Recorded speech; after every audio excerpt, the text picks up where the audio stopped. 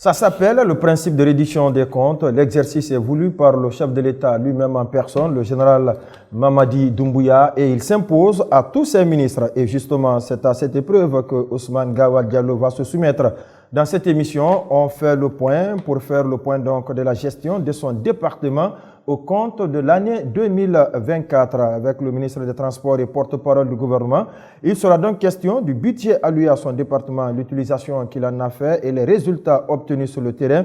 Avec lui également, nous aborderons les perspectives mais aussi le fonctionnement du porte-parole. M'accompagne à l'animation de cette émission sur ce plateau Tierno Amadou Mbone Kamara. Il est administrateur du site d'information guinée114.com. Tierno Amadou Kamara, bonsoir. Bonsoir. Avec Monsieur le ministre, nous allons donc revenir en long et en large sur ce qui a été fait en 2024 à la tête du ministère des Transports. Monsieur le ministre Ousmane Gawal Diallo, bonsoir. Bonsoir. Merci donc d'avoir accepté vous aussi notre invitation pour faire le bilan de l'année 2024. Alors, 2024 s'en va, vous êtes à la tête d'un département stratégique, le ministère des Transports. Tout est lié au déplacement dans un pays.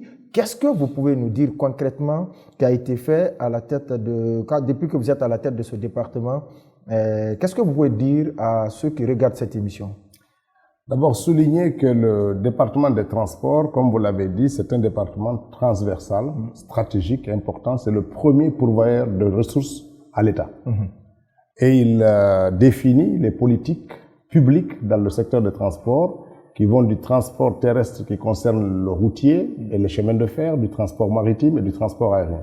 Donc c'est très important. On parle de la mine, pas du jugement, parce qu'on peut déplacer du jugement vers les usines de transformation.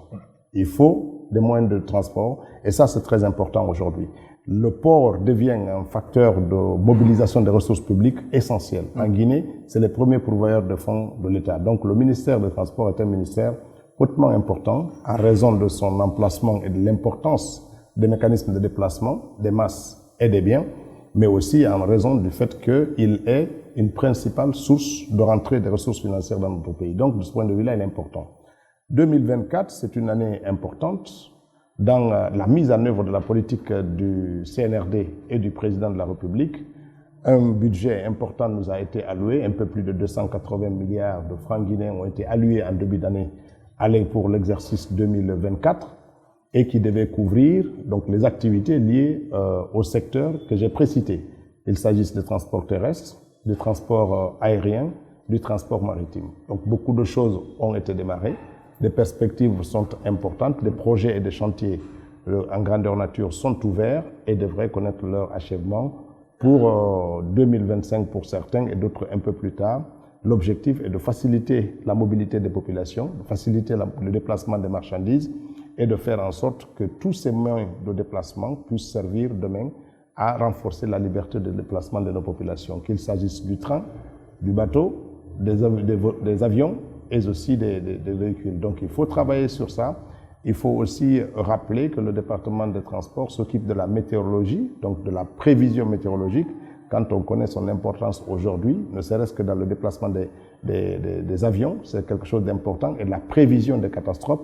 Et de plus en plus, nous devenons performants avec des publications quasi quotidiennes de prévisions météorologiques et le secteur s'occupe aussi des bulletins qui passent. Des bulletins qui passent et qui deviennent de plus en plus populaires parce qu'on est attentif notamment avec les variations climatiques que nous connaissons et l'augmentation substantielle des précipitations en saison hivernale. Donc c'est quelque chose d'important et nous travaillons à améliorer ça, à doter le secteur d'un statut particulier, à lui donner des moyens modernes et à renforcer cela. La coopération internationale nous assiste. Une mobilisation de près de 6 millions d'euros ont été faites et qui attendent d'être mises en œuvre pour construire un siège et améliorer les équipements dans le pays. Donc la météorologie est là aussi importante. Nous travaillons sur le segment de la sûreté et de la sécurité avec les mouvements des bateaux, près de 1000 bateaux par an qui transportent la bauxite, c'est quelque chose d'important. Il faut renforcer la sécurité au niveau des ports miniers, il faut renforcer la sûreté, il faut renforcer la douane pour que les marchandises qui rentrent par ça puissent être taxées à juste valeur afin de permettre l'augmentation des prix, enfin des recettes de l'État.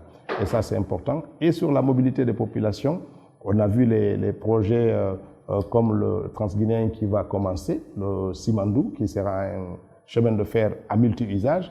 Demain et à son terme, il y aura des déplacements des populations. On va revenir sur ça, si vous permettez, Monsieur le ministre. Revenons d'abord sur les principales missions assignées à votre département, parce qu'on voit régulièrement, après la mise en place de chaque équipe gouvernementale, des feuilles de route qui sont assignées. Vous parlez d'un budget de plus de 280 milliards qui a été alloué.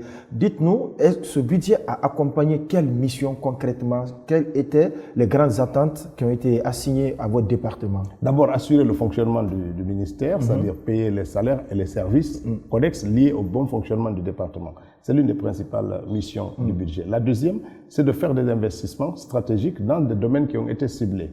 Pour ce qui nous concerne, il nous a été demandé, notamment, de renforcer la sécurité routière. Nous faisons des campagnes à travers une de nos entités qui s'appelle la Guisère. Oui. Nous faisons l'amélioration de sensibilisation et de signalisation de la voirie. De plus en plus à Conakry, les routes deviennent parlantes. Les routes s'expriment et permettent de renforcer la sécurité routière parce que le conducteur sait désormais comment s'orienter dans la circulation. Et ça, c'est très important. On voit les panneaux de signalisation. Des panneaux de signalisation, des panneaux d'orientation et aussi les indications et les traces sur la voirie. Tout cela permet un meilleur renforcement de la sécurité routière.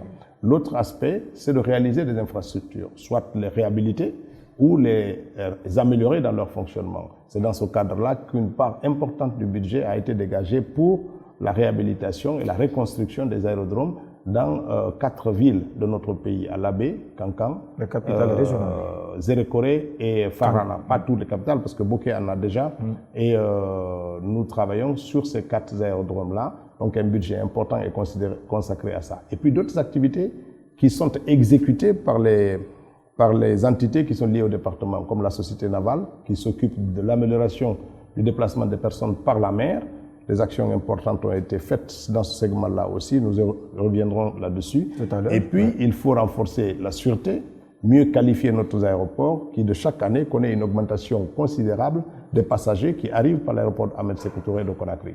Donc, de ce point de vue-là, des phases de développement de cet aéroport sont en cours d'exécution. Une première phase devrait être achevée au tout début du mois de janvier et livrée. Et donc la deuxième phase va commencer, l'extension de l'aéroport international et qui va mobiliser environ 300 millions de dollars en investissement privé qui viendront donc mettre l'aéroport au niveau des standards requis aujourd'hui avec un objectif à terme d'atteindre entre 2 et 3 millions de passagers qui devraient arriver à Conakry dans les prochaines années avec l'effet du boom minier que notre pays connaît. Donc, de ce point de vue-là, et nous voulons aussi offrir par ce même biais la possibilité de nos populations qui veulent rejoindre les régions d'utiliser les moyens aériens quand on se déplace plus facilement à 45 minutes pour aller à Labé et un peu plus d'1 heure pour Zérékoré. Cela peut faciliter aussi la mobilité des personnes. Donc, il faut développer ces aérodromes et aussi l'autre troisième aspect, c'est de réhabiliter notre compagnie aérienne Air Guinée. Donc, la recherche des partenaires se poursuit et nous avons bon espoir de trouver un accord avec les partenaires qui actuellement montrent de l'intérêt sur ce segment. Oui, mais vous parlez de ces aérodromes, vous insistez dessus, sauf que les travaux ont été lancés et ça fait plus de 2 ou 3 années avec une société de la place qu'on appelait Dimar.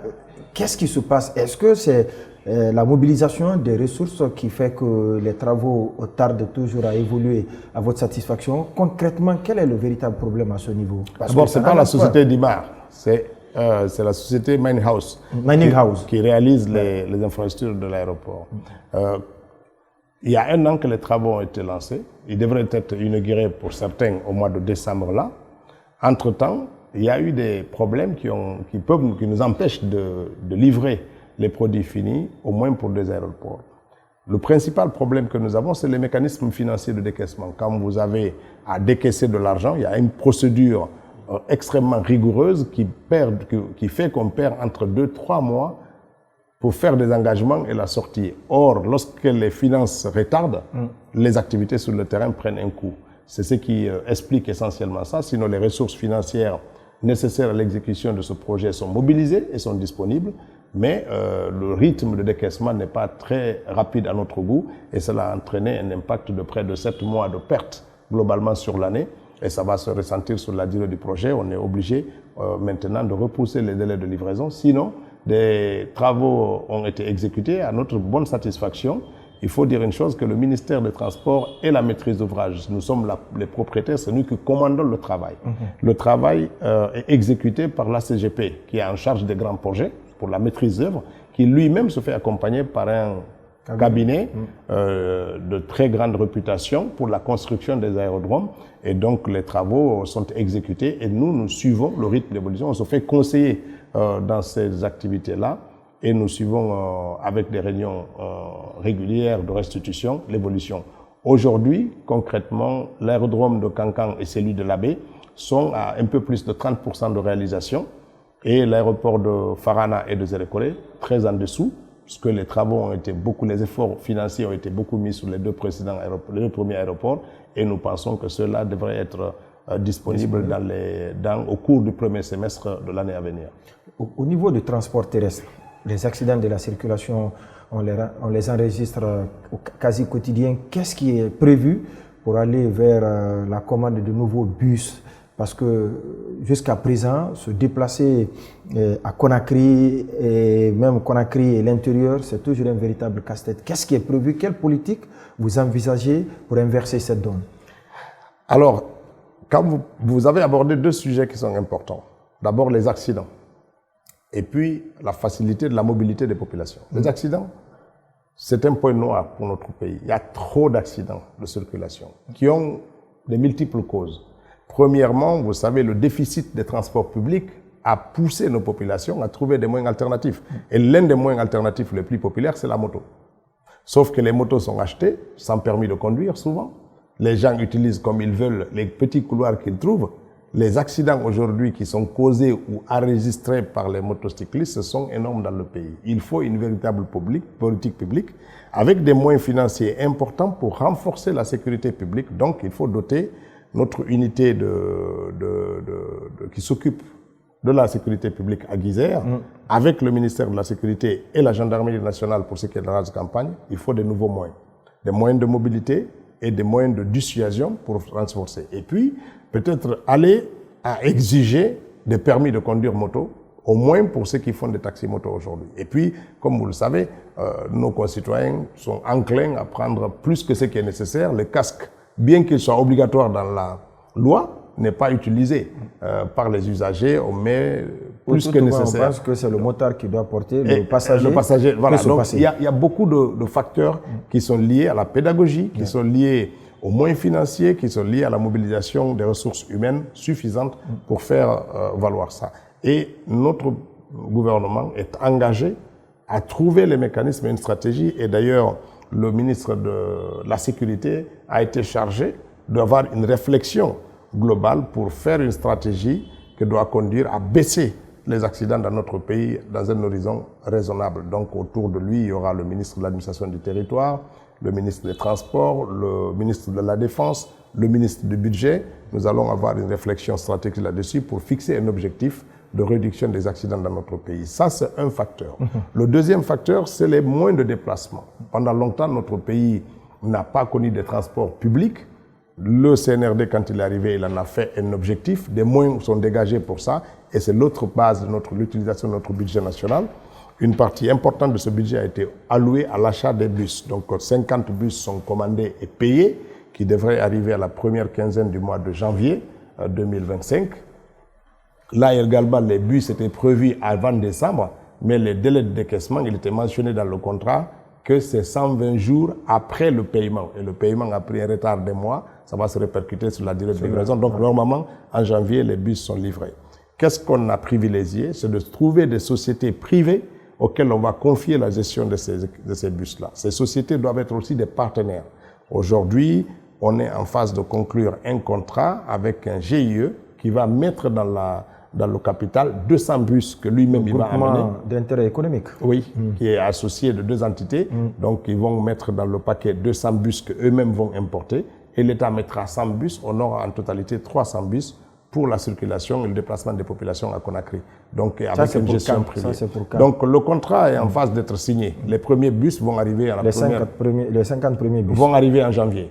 Donc, le contrat de gestion est en phase d'être signé. Et eux aussi à partir de ce contrat-là, il devrait être dans un délai raisonnable de fourniture de cela. Et puis, il y a eu des discussions assez intéressantes qui sont en train de connaître une évolution positive de monter les véhicules ici. Donc, on discute avec des constructeurs qui ont l'ambition, les terrains sont déjà acquis, les autorisations sont en cours de délivrance, pour qu'eux-mêmes, ils font l'assemblage des bus et des taxis dans notre pays ici, et cela va faciliter le renouvellement du parc de taxis et autres.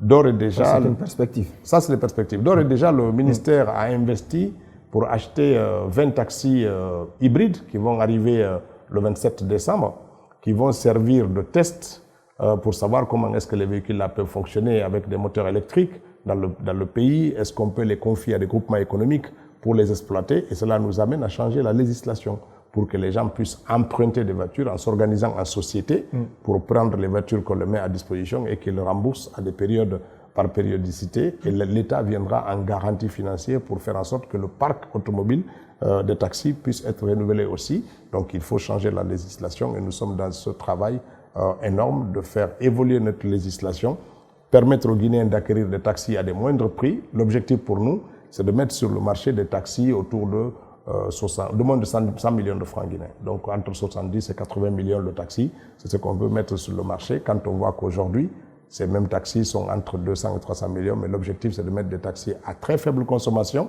parce qu'il y a un petit moteur électrique et un moteur à essence qui permet de charger la batterie quand elle est vide.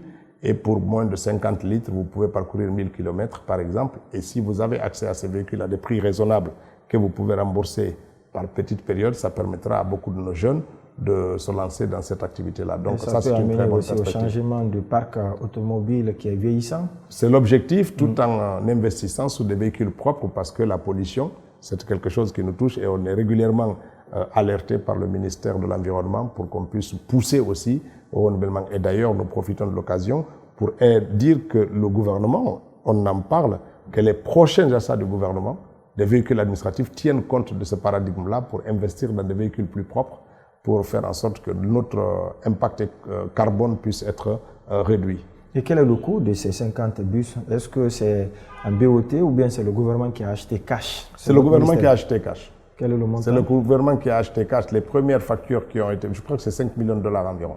Pour les 50 bus? Pour les 50 bus. Maintenant, au niveau du transport ferroviaire, on voit qu'on a créé Express, tantôt le train fonctionne, tantôt il ne fonctionne pas. Qu'est-ce qu'il est prévu? Parce qu'en Guinée, le ministère des Travaux publics le disait, régulièrement les routes sont dégradées parce qu'on transporte tout par voie terrestre. Qu'est-ce qui est prévu comme politique pour que les déplacements se fassent davantage au niveau des voies ferrées? Alors, les routes ne se dégradent pas parce que tout passe par la route. Les routes se dégradent parce que les engins ne respectent pas un certain nombre de principes. Lorsqu'on fait une route, c'est pour supporter un poids en même temps. Lorsque vous voyez les camions qui transportent les agrégats de construction, on charge tant qu'il y a de la place. Peut-être que c'est un véhicule qui est prévu pour prendre 20 tonnes et de circuler bien sur la chaussée, parce que chaque route a un poids qu'il peut supporter. Si vous mettez un véhicule de 40 tonnes, vous mettez 80 tonnes, vous utilisez la chaussée, vous participez à la dégradation rapide de cette chaussée. Et puis le climat, nous sommes un pays où il pleut beaucoup. Donc quand il y a une petite trou, si on ne réagit pas rapidement pour le colmater, ça finit par être une crevasse. Ajouté à tous ces ingrédients, c'est parce que tout est transporté aussi par voie terrestre. Toutes les marchandises, monsieur le ministre. Ailleurs, c'est le train qui est beaucoup plus utilisé pour le transport des marchandises. Ça viendra combler. On utilise les trains, le bateau pour profiter des économies d'échelle. Ça veut dire que vous pouvez transporter une plus grande quantité moins cher. Ça pourrait arriver dans les années à venir. Il y a des études dans tous les cas. Pour le Conakry, le train Conakry-Kankan, c'est une voie ferrée qui est en cours d'études. On a déjà eu les avant-projets sommaires qui sont livrés.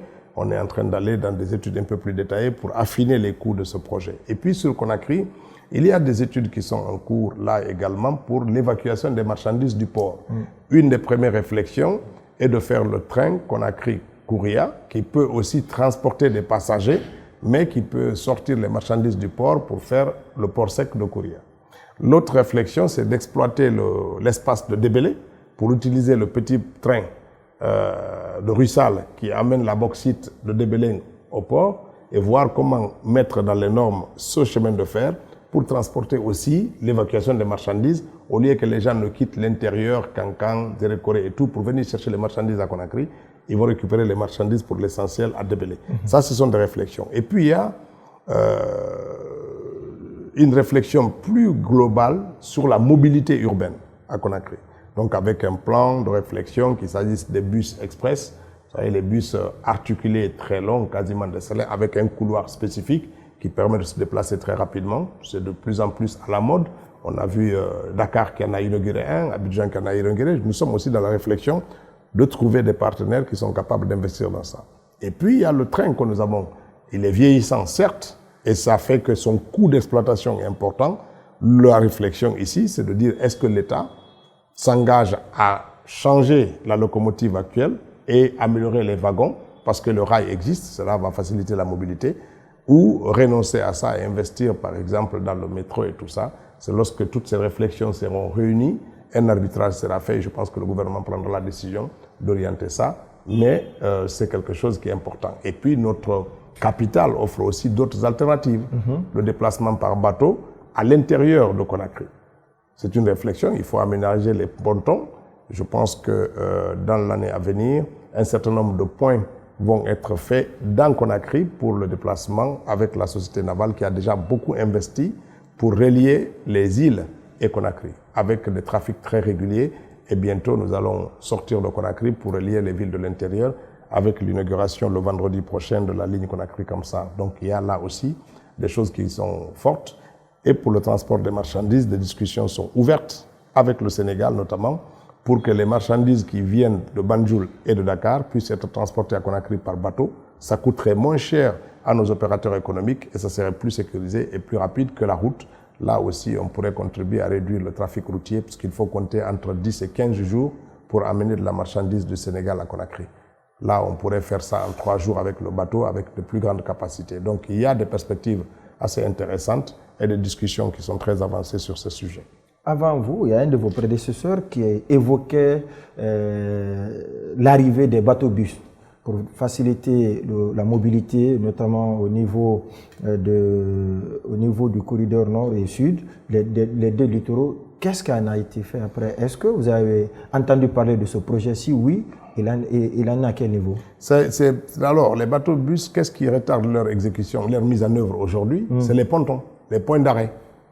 Il faut faire des quais où le bateau va s'arrêter. Mais sinon, le bateau qui va à l'île de Kassa peut partir de Tayaki, faire toute la côte Ratoma, Dixine et tout, et arriver à Conakry. Mais il faut des gares, des arrêts. Et c'est l'absence de ces réalisations qui fait, parce que la priorité a été donnée par notre département au désenclavement des îles. Parce qu'il y a des îles où on ne pouvait arriver que par la pirogue. Et pour la sécurité des concitoyens, nous avons réalisé des pontons qui font que les gens peuvent quitter aujourd'hui Conakry, rallier ces îles quasi quotidiennement en de meilleures conditions. Donc les bateaux rallient ça. Et je pense que la deuxième phase ou la phase prochaine, ça va être la réalisation de ces quais tout le long des côtes de Conakry pour faire en sorte que les gens puissent quitter la banlieue pour le Kaloum avec ce moyen de transport aussi. Mais les bateaux sont disponibles parce que la navale a déjà acquis 7 bateaux. Donc, qui sont actuellement en fonction ici. Donc, c'est important de dire ça et de dire que la deuxième phase, ce sont les quais et après, derrière, l'exploitation. Oui. D'ailleurs, et je profite de l'occasion pour dire qu'un dispositif a été mis en place, comme pour l'année dernière, pour offrir à nos concitoyens qui veulent faire les célébrations sur les îles, qu'il y ait un point de départ avec des tarifs raisonnables et des bateaux plus confortables et des moyens de sécurité plus renforcés, pour réduire les accidents sur la mer. Donc nous avons pris les dispositions avec la police, la gendarmerie maritime, la marine marchande et tous les acteurs qui sont impliqués là-dedans pour offrir des moyens de déplacement pour renforcer, si vous voulez, ceux qui veulent aller célébrer Noël et le jour de l'an sur les îles et qu'ils le fassent dans de bonnes conditions et réduire les accidents sur la mer aussi. Peut-être la dernière question avant la pause. Vous parlez tout à l'heure de plus de 1000 bateaux qui sont sur nos eaux. Qu'est-ce qui est prévu pour que tout se passe convenablement? Est-ce qu'il y a un dispositif, est-ce qu'il y a une structure qui s'occupe de la régulation afin d'éviter les différents conflits entre les armateurs de ces différents bateaux? Non, il y a une autorité de régulation, il y a des règles de déplacement, comme sur la route, il y a des règles de circulation. Et on a une structure qui est là, qui permet aussi d'identifier les points de danger avec des balises. Vous savez, il y a des bateaux qui coulent et qui sont abandonnés sur les côtes de Guinée. Vous avez vu, on a commencé à démanteler certaines de ces carcasses pour dégager, parce que souvent, ils sont percutés par des bateaux lorsqu'ils ne sont pas signalisés.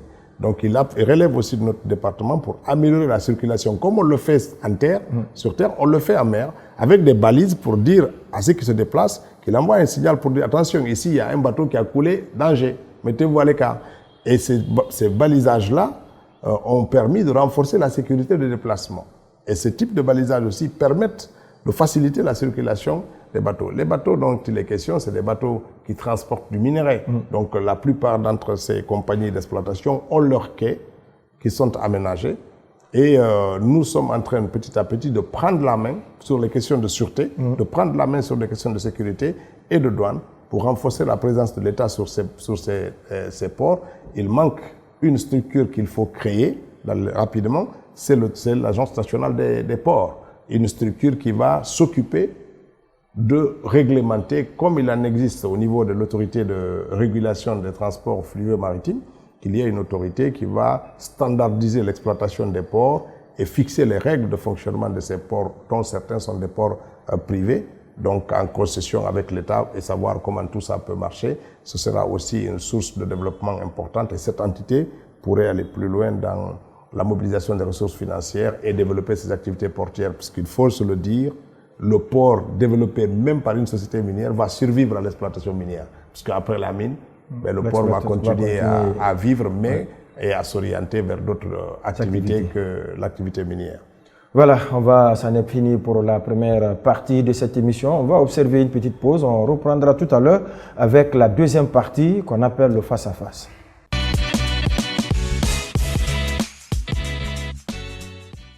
Retour sur ce plateau, toujours avec le même invité, Ousmane Gawad Diallo, ministre des Transports avec lui. On est en train de faire le bilan de son département, quel budget a été alloué, quelle utilisation il en a fait, quels sont les résultats aujourd'hui obtenus sur le terrain, leur impact sur les citoyens. Alors, Thierno Amadou Camara, on commence la deuxième partie qui est le face-à-face. Question pour monsieur le ministre.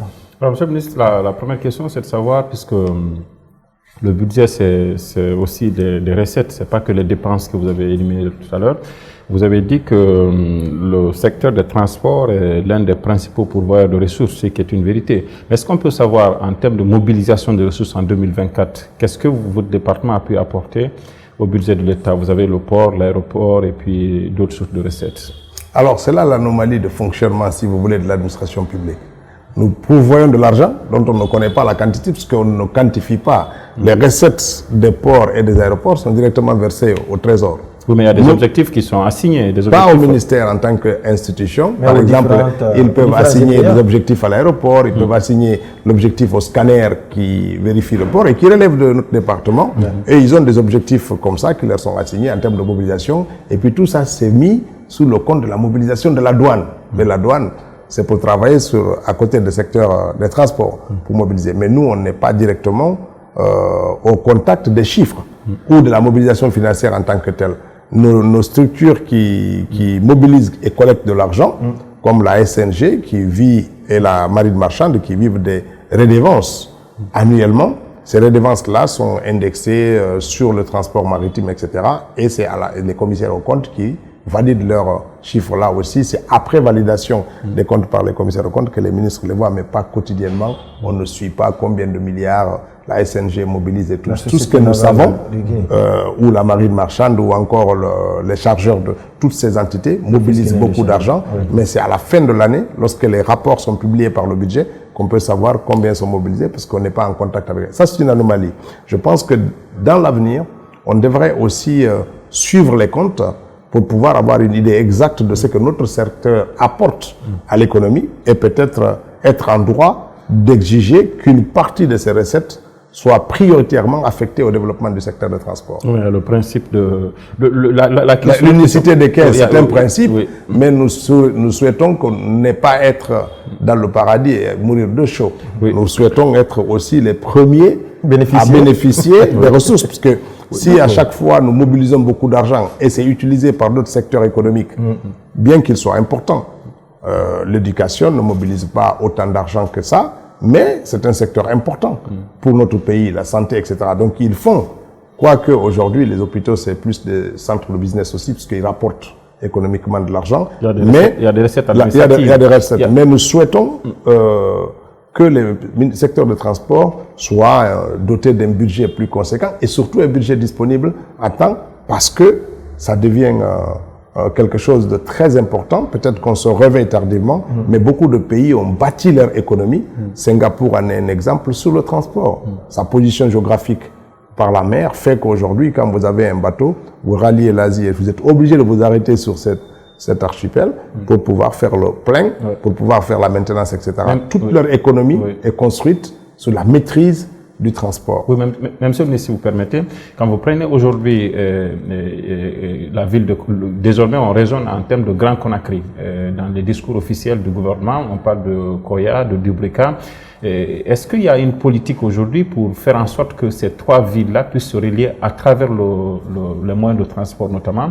Et vous avez parlé de 2024 et de ce qui est prévu, mais on ne sait pas concrètement quand est-ce qu'on peut avoir des trains qui quittent Kaloum pour aller à Dubrika, pour aller à Koya. Est-ce qu'il y a des perspectives proches dans ce sens? Parce que quand vous avez décliné tout à l'heure ce que vous avez fait en 2024, l'essentiel de votre discours, c'était des projections qui ne sont pas datées aussi. Beaucoup de réflexions. Est-ce que vous êtes toujours encore à l'étape des réflexions 3 ans après? Alors, les bus, c'est du concret. Les 50. Parce qu'ils vont arriver, une société est créée. Ils vont arriver, ils ne sont pas encore. Oui, mais c'est payé. Oui. Après, il y a un délai de fabrication. Vous savez, on ne va pas au marché acheter un bus quand on fait les transports en commun. Il y a un certain nombre de facteurs qu'on va aller regarder, il y a des spécifications qu'on va donner. Je vais vous dire, même les chaises passagers, on ne va pas aller prendre un standard, je vais vous faire rire. Quand on nous a dit, il faut essayer les sièges des passagers. Nous connaissons notre morphologie féminine ici, on doit tenir compte pour que ça puisse tenir quand même. On ne va pas aller prendre des chaises étroites alors qu'on sait que nos sœurs peuvent porter des dimensions plus importantes. Donc il faut en tenir compte quand vous faites. Et puis la structure même du camion, vous devez tenir compte que le sol ici est très acide et que le contact avec l'eau en saison de pluie peut très vite dégrader le matériel et tout ça. Donc c'est des spécifications que la Direction nationale de transport terrestre élabore et c'est sur la base de ce document-là qu'on fabrique les véhicules. Et ensuite on les livre. Donc on n'est pas en train d'acheter du prêt-à-porter. C'est sur mesure que ça va être acheté. C'est ce qui explique ces délais. Donc il y a un délai de commande, il y a un délai de fabrication et puis des tests. Ils vont nous livrer des véhicules qu'on va tester. Est-ce que ça correspond à tout ça? Et après, ils fabriquent le reste pour que l'on puisse commander. La commande globale, c'est de 100 bus. C'est la première phase qui est là. Ça, c'est déjà payé. Oui. Ça, c'est le transport terrestre. Ça, c'est le transport terrestre. Maintenant, le maritime. Le maritime, on a déjà 7 bateaux qui relient avec la société navale, qui sont achetés au cours de ces 3 dernières années. Donc, qui relient déjà nos îles et qui vont commencer à relier les villes de l'intérieur, notamment Kamsar. Et ça, ce sont des acquis. L'extension de l'aéroport de Conakry, ce n'est pas une idée, c'est du concret, parce que la première phase va être livrée en décembre, au cours de ce mois. Donc ça, c'est déjà quelque chose qui est là. Donc je ne suis pas en train de parler de perspective. La perspective sur l'aéroport, c'est de partir de la phase 1 pour la phase 2 qui va nous conduire à pouvoir accueillir 2 millions et quelques de passagers. Et la compagnie nationale? La compagnie nationale Air Guinée, il y a eu des études qui ont été faites, il y a eu des déplacements que nous avons faits pour voir les fabricants des compagnies. On a évalué le coût, il faut 20 millions de dollars pour créer la compagnie Air Guinée, avec 2 petits avions qui vont relier les villes de l'intérieur et peut-être un long courrier pour l'international. Et donc pour le téléspectateur, Guinée Airlines, ça n'existe plus? C'était censé représenter... Guinée Airlines, c'était une compagnie privée. Je crois que c'est Antonio qui gère ça. Vous avez dit que ça remplaçait Air Guinée? Non. Nous allons partir sur la création de... Les statuts, on les a écrits. Ils ne sont pas encore publiés. Donc on part d'une nouvelle compagnie. Maintenant, le choix, c'est quoi? Est-ce que c'est l'État qui achète tous les avions et qui gère tout? Moi, mon choix, ce n'est pas ça et ce n'est pas la tendance du gouvernement. La tendance du gouvernement, c'est de dire, nous utilisons notre marque, comme Air France, comme tout, mais ce n'est pas le gouvernement qui exploite. Il faut trouver des partenaires financiers qui apportent des avions. L'État va apporter une part du capital. On va être des associés avec une gouvernance privée. Toutes les compagnies qui ont réussi aujourd'hui dans le monde, Ethiopian Airlines, égyptiaires, etc., ont la gouvernance privée. Donc nous allons dans ce sens-là. Nous sommes en discussion avancée avec des partenaires qui sont prêts à mobiliser les avions et nous sommes dans le détail du partage du capital pour savoir qu'est-ce que la Guinée met dans le capital et qu'est-ce que le partenaire privé met. Donc ça, c'est des discussions un peu longues. Elles ont été entamées au mois d'avril. Donc c'est très tôt pour conclure. Vous savez, les discussions de cette nature-là prennent un peu plus de temps. Juste une question, Monsieur le ministre. Quand il y a eu des problèmes entre des pays frontaliers à nous, pour nommer concrètement entre le Mali et les pays de la CEDEAO, on a profité quand même de cet embargo parce que les Maliens venaient prendre leurs marchandises ici. Qu'est-ce qui fait que tout d'un coup, lorsque cet embargo a été levé, les Maliens partent maintenant prendre leurs marchandises au Sénégal et ça devient un manque à gagner pour le port de Conakry. Pourquoi nous sommes autant moins attractifs? Le port de Conakry est très attractif. Mais le flux là, on l'a perdu. C'est des milliards qu'on perd. Non, on ne perd pas de milliards. Voyez les 2 derniers classements faits de notre port le plus performant de la sous-région. Pourquoi? Mais nous ne captons plus ce qui vient du Mali, comme avant. Non. La performance est évaluée sur la quantité de marchandises que vous recevez, sur les délais de sortie des marchandises du port. Moi, je parle plutôt de l'opportunité Mali qu'on a en train de perdre. J'arrive à ça. Oui. Le Mali exporte vers chez nous et importe vers chez nous, de chez nous, plusieurs marchandises. Mais chaque pays regarde stratégiquement qu'est-ce qui est plus favorable pour lui. Oui. Aujourd'hui, le coton malien, il y a des contrats ici. Vous savez, il y en a un quai même malien ici qui est rempli et beaucoup de marchandises quittent ici. Le transit de marchandises est moins cher en Guinée qu'au port de Dakar ou au port d'Abidjan. Ça passe par là. Par contre, ils ont des produits comme les hydrocarbures. Ils te disent c'est plus facile de s'approvisionner de Dakar ou d'Abidjan en hydrocarbures parce qu'ils ont déjà leur entrepôt là-bas pour quand les bateaux amènent les vides, etc., qu'il n'y a pas ici. Déjà, nous, on n'a plus d'entrepôt. Donc, il y a des produits qu'ils font en très grande quantité et en chiffre d'affaires, vous allez trouver que le Sénégal s'en tire mieux parce que le produit qui passe par là, nous, on ne peut pas encore concurrencer ça. C'est dans cet esprit-là que le chemin de fer, aussi bien de Simandou, à partir de Mamou, sera un nœud.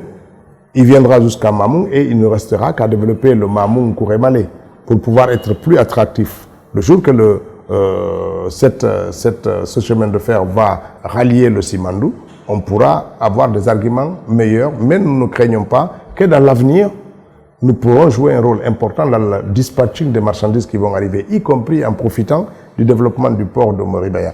Le port de Moribaya ne va pas sortir que de la bauxite. Pour sortir de la bauxite, tous les bateaux vont venir de la Chine, normalement vides. Mais pourquoi ne pas les utiliser pour ramener à Moribaya toute la marchandise qui va être redistribuée en Afrique de l'Ouest. Et à partir de là, des petits bateaux vont prendre pour aller à Bissau, à Banjul, à Dakar, etc. Dans les années à venir, ces perspectives-là sont importantes. Et puis, il y a d'autres ports plus importants encore que le port de Moribaya et qui sont en cours d'études très avancées. Notamment, c'est le port sur l'île de Gonjales. C'est des ports qui pourraient accueillir à terme des bateaux de très grande capacité, jusqu'à 400 mètres de long. Il n'y en a pas beaucoup dans le golfe de Guinée, des ports avec des tirants d'eau, des profondeurs de 18 à 22 mètres. Il n'y en a pas et c'est quelque chose d'extraordinaire. Donc ça donne beaucoup plus d'avantages à ce pays. Mais comme vous le dites, il y a ce qu'on fait concrètement aujourd'hui. Mais de ce concret, nous tirons des projections pour aussi dire que la perspective de demain pour notre pays est tout à fait rassurante. Monsieur le ministre, je voudrais vous interpeller sur un sujet, parce que le port de Conakry, votre prédécesseur un de vos prédécesseurs a essuyé des critiques quand ils ont signé le contrat de la compagnie qui est en charge de l'exploitation en ce moment, qui est Alport. Et à date, est-ce qu'ils mettent en œuvre tout ce qui avait été prévu à l'époque? C'était à Bokarsi, là. Est-ce que Alport aujourd'hui s'est révélé un bon partenaire? Est-ce que les choses sont faites à la satisfaction et aux intérêts des Guinéens? Incontestablement. Donc c'était un bon contrat. Incontestablement. En termes de ressources financières, il y a une amélioration d'une année sur l'autre sur les dividendes qu'ils versent à l'État. C'est combien? Vous êtes ministre des Transports? Non, je suis ministre des Transports, comme je le dis tantôt. C'est pas le ministre des Transports qui encaisse cet argent. Mais c'est le ministre des Transports qui a signé le contrat. Non. Comment se font les concessions? Le ministre des Transports, au nom de l'État guinéen, cède tous ses actifs, tout ce qu'il a, au port autonome de Conakry. Oui. C'est le port autonome qui signe des conventions ou des concessions avec l'exploitant privé. Alport, Conakry Terminal, Bolloré, c'est pas le ministre des Transports qui signe avec eux. Le ministre des Transports ne signe pas avec une société de cette nature. On a une entité, c'est pour ça qu'on crée ce que les financiers aiment appeler un véhicule financier. Par exemple, la concession de l'aéroport de Conakry, c'est pas le ministre qui va signer.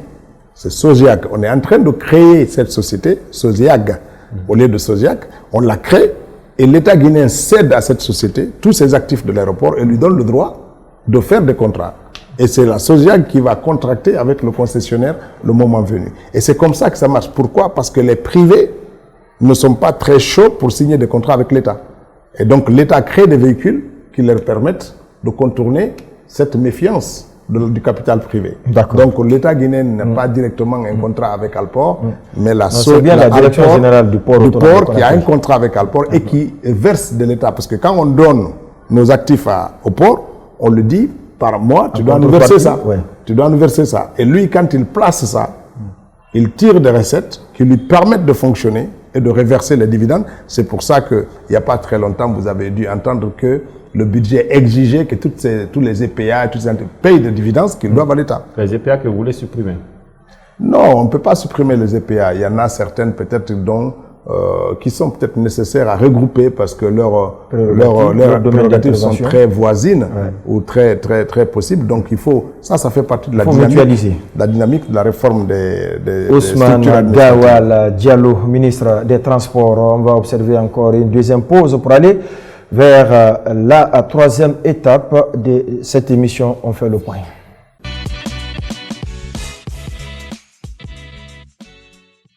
Nabillahi Kawara, on fait au moins ministre des Transports, au Krafi Nara, ani Yama, Tore non bari Yama Makina, qui transport fira.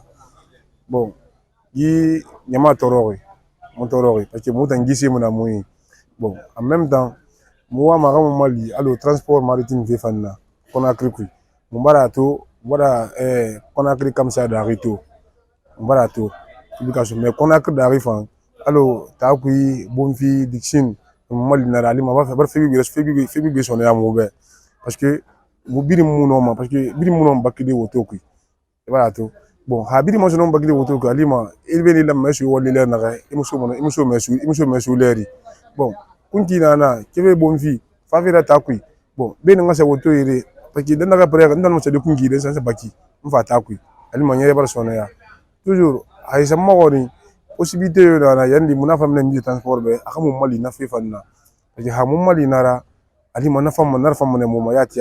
Je suis Alcine Aïsouma, citoyen guinéen comme tout le monde. J'ai une question pour Monsieur le ministre des Transports. Où en sommes-nous avec cette situation avec le transport en commun? Parce que les gens souffrent énormément en République de Guinée. Monsieur le ministre, ma deuxième question, qu'est-ce que vous faites pour réglementer le prix des transports par tronçon? Parce que les taximètres nous tuent à Conakry. Les motards, les tronçons, on fixe selon leur vie. Est-ce que vous avez une mesure ou des mesures pour stabiliser les prix au niveau même des taxis motos? Parce qu'il n'y a pas de transport en commun. Ma question s'adresse à M. Ousmane Gawal Diallo, ministre des Transports. Je veux savoir si des discussions sont prises pour relancer le transport interurbain et le chemin de fer en République de Guinée. Retour sur ce plateau et le débat reprend avec Monsieur le ministre des Transports Ousmane Gawal Diallo. Donc vous avez suivi également la réaction des citoyens ici à Conakry et à l'intérieur du pays. Quel élément de réponse pouvez-vous donner? Transport maritime, on en a parlé tout à l'heure. Oui. Ça peut se régler rapidement. Parce que les bateaux sont disponibles, il faut maintenant investir dans les quais pour faire en sorte qu'on puisse aller. On ne peut pas faire le tour de Conakry parce qu'il y a des endroits, si vous voulez faire un quai à cause des basses marées, vous êtes obligé de faire des quais de 1 km de distance pour pouvoir accoster le bateau. Il y a des endroits où c'est plus pratique. On essaiera, des études baltimétriques se feront pour savoir à quel endroit il est possible de faire ça. Et ça se fera rapidement parce que c'est un moyen de transport plus aisé pour le Conakry et Dieu nous a fait cette géographie et je pense qu'il faut l'exploiter pour aller de l'avant. C'est la presque le transport en commun, vous l'avez évoqué aussi. Le transport en commun, c'est une attente, vraiment c'est une attente et ils ont raison d'être exigeants nous pensons pouvoir répondre en partie à ce besoin. Il y avait la société Albarak qui faisait du transport en commun, mais les camions sont très très vieux. On n'a pas voulu renouveler ça. Je pense que les nouveaux bus vont arriver et ça pourra soulager. Sur le transport interurbain, il y a 2 segments de développement. À mon arrivée, on a déjà agréé des sociétés privées qui font du transport interurbain. Vous avez vu au lancement des activités. Donc ça, c'est déjà quelque chose d'important parce qu'il ne faut pas non plus... Qui a disparu aussi. Non, elle n'a pas disparu. Elle fait du Conakry à Abidjan. Elle est là. Elle continue du Conakry Cancan, du Conakry Ségiri. Il faut pas que les gens croient que l'État va faire des véhicules en ville et tout. L'État crée des conditions pour que des privés aussi investissent dans les segments. Je parlais tout à l'heure des taxis. Si nous, on envoie les taxis, on va négocier pour que les taxis, on puisse les donner à un taximètre à 70 millions. C'est pas trop cher avoir un véhicule à 70 millions pour qu'il fasse le taxi. Donc, on va l'aider à acquérir le véhicule et à payer par petits bouts. Voilà l'effort que l'État peut faire. Mais l'État ne va pas acheter des taxis et les distribuer, ou même se mettre à créer une société de taxis pour ça. Mais nous créons les conditions pour que Et c'est ça aussi l'État, et nous allons continuer à travailler sur ce segment-là, et c'est important. Et l'homologation du prix de déplacement. Alors, sur les transports publics, on va le faire, mais pour les taxis, actuellement, ou les taxis motos, c'est difficile. C'est difficile parce qu'il y a d'autres investissements qui sont nécessaires à ça, notamment les compteurs. Vous pouvez facturer au kilomètre, mais si on dit de facturer au tronçon, entre 2 tronçons, vous pouvez avoir plus de kilomètres qu'entre 2 tronçons. C'est compliqué. Vous avez vu que même quand on dit de facturer un prix Conakry-Labé, les gens peuvent te dire, je m'arrête à Kindia. S'ils voient que Conakry-Kindia a plus un territoire, quand il arrive à Kindia, il dit, bon, je continue à Mamou. Parce que par tronçon, ça peut être intéressant, mais une réflexion est en cours pour pouvoir faire des réseaux qui permettent de mettre tout ça dans une application type Uber où les gens peuvent savoir quand ils prennent le taxi ou la moto de tel point à tel point combien ça les revient tout de suite. Et ça, c'est quelque chose de fondamental et c'est même très nouveau. Quand vous regardez les pays européens et les pays de la sous-région, la Côte d'Ivoire notamment, c'est le prix au kilomètre qui est facturé. Et quand vous prenez les taxis Hitch ou bien Uber comme ça qui est très populaire là-dessus, dès le départ, vous savez combien ça va vous coûter d'un point A à un point B. Ça, vous le savez parce que c'est le prix au kilomètre qui est calculé. Mais si vous ne connaissez pas le pays, un taximètre peut faire des contours, des détours pour augmenter... Non. Si vous avez les Uber là, c'est exactement parce que quand c'est un taxi traditionnel, il facture au compteur. Et il peut faire ça. Mais Uber est venu pour répondre à ces problèmes. Dès que vous montez... Vous savez combien vous devez payer à l'arrivée, peu importe par où il passe. D'accord. Monsieur le ministre, l'autre question, c'est de savoir, vous êtes ministre des Transports, certes, mais on vous voit aussi sur un autre chantier, celui du porte-parole du gouvernement. Est-ce que le temps du porte-parole du gouvernement n'impacte pas sur les résultats que vous devez atteindre en tant que ministre des Transports? Et qu'est-ce que vous faites en tant que porte-parole du gouvernement et comment ce porte-parole-là, il marche? Non, d'abord, les objectifs qui nous sont assignés sont largement atteints, sauf que certains des objectifs finaux sont décalés dans le temps en raison des procédures et des mécanismes budgétaires. Ce pas des projets qui sont abandonnés. Ça, c'est quelque chose d'important, mais ça n'a rien à voir avec l'activité du porte-parole. Tout dépend aussi de l'organisation, combien de temps on consacre à l'action du gouvernement, à la parole du gouvernement. Il ne faut pas oublier que le porte-parole, c'est un appendice de la primature. Donc, c'est un membre du cabinet du Premier ministre. Oui. Et donc, les questions qui touchent le gouvernement ne sont pas si nombreuses que ça. Il arrive que je fasse des interventions 1 fois par mois pour parler au nom du gouvernement. Sinon, les collègues membres du gouvernement, chacun dans son domaine, a la liberté, la latitude de parler de son secteur, de parler de ses activités au quotidien. Ça fait que l'action du porte-parole n'est pas si importante que ça quotidiennement. Maintenant, en période de crise, de situations tendues, il peut être sollicité plus souvent pour pouvoir donner la parole du gouvernement. Mais en dehors de ça, le porte-parole n'a pas d'activité quotidienne. J'ai des équipes sur lesquelles on s'appuie, la cellule de communication du gouvernement, la cellule d'information qui est en cours de création. Ce sont des équipes qui vont travailler toute la communication du gouvernement, les thématiques sur lesquelles il est important de revenir, soit parce qu'elles ont suscité de la polémique, soit parce qu'il est nécessaire d'éclaircir ou de revenir sur la parole du gouvernement ou du président de la République pour renforcer la compréhension de nos concitoyens sur la pédagogie, parce que volontairement, on peut travestir des propos. Tout ça demande un coût. Oui, il y a un coût. Malheureusement, on n'a pas encore de budget en tant que porte-parole, mais je pense que c'est des dispositions qui vont être corrigées dans l'avenir parce que on se rend compte de la charge nécessaire à ça. Il y a des collègues, il y a du personnel, et puis il y a un bâtiment qu'il faut entretenir. Tout ceci engendre des coûts financiers importants. C'est pour ça que je pense qu'aujourd'hui, il est quasiment un consensus que le porte-parole là nécessite d'avoir des revenus particuliers pour pouvoir exercer pleinement sa mission de porte-parole. Peut-être juste un mot sur une crise sociale quand même pour les travailleurs de Albarec. Vous avez dit tout à l'heure que vous étiez en train de voir est-ce qu'il faut renouveler le parc ou pas. Albarec Transport, bien sûr. Est-ce que cette société elle va s'éteindre? Comment ça va se passer? Les travailleurs font parfois jusqu'à 2 ou 3 mois sans être payés.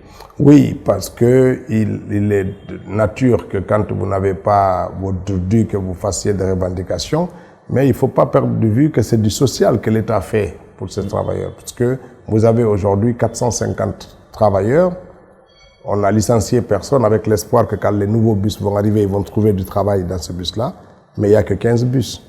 Si on regardait les règles strictes du marché, on aurait renvoyé tout le monde, parce que 450 personnes pour exploiter 15 bus, c'est trop.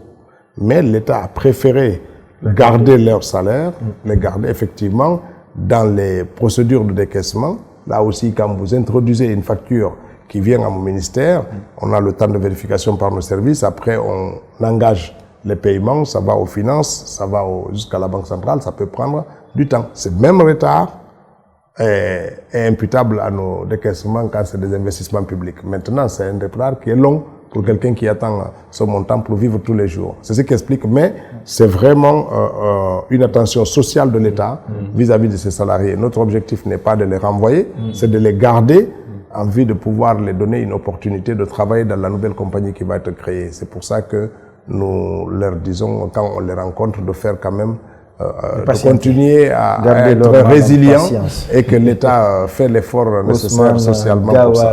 Diallo, ministre des Transports et porte-parole du gouvernement, merci à vous d'avoir répondu à nos questions. Merci.